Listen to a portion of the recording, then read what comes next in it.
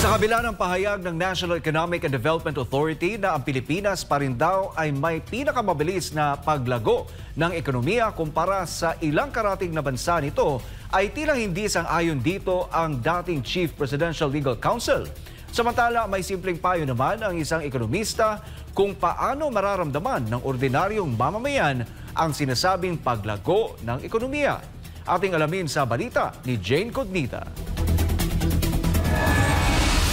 Bahagyang bumagal ang paglago ng ekonomiya ng bansa ngayong ikatlong quarter ng taon. Ayon sa Philippine Statistics Authority o PSA, mula sa 6.4% ay bumaba sa 5.2% ang gross domestic product ng bansa noong third quarter ng taon.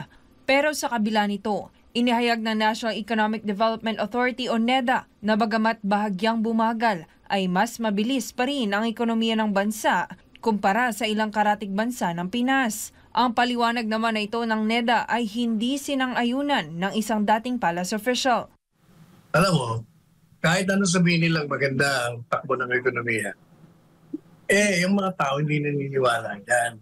Kasi nakikita natin pagtaas ng presyo, hirap na hirap sila na makaahon dito sa kanilang kalagayan, kanilang trabaho. Kulang lahat eh.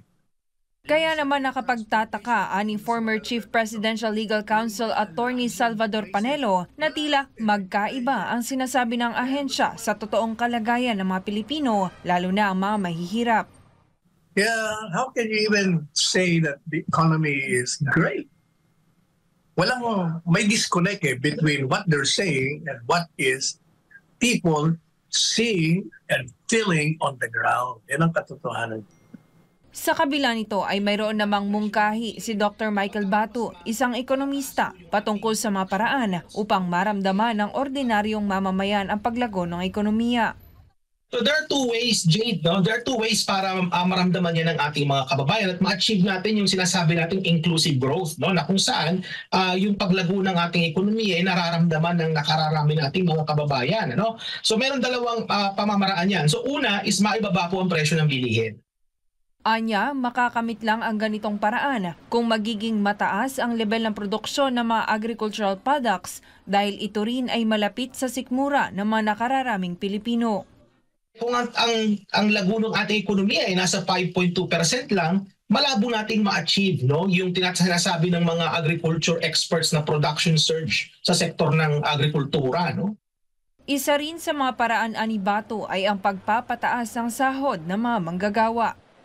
Is yung sahod. No? Kailangan yung sahod sumasabay po siya sa paglago ng ekonomiya. Halimbawa, kung ang paglago ng ekonomiya natin ngayon nasa 5.2%, pero yung sahod natin halos hindi tumataas o tinataas lang 2%, talo pa rin po tayo kasi kakainin lang ng inflation yung itinaas ng sahod.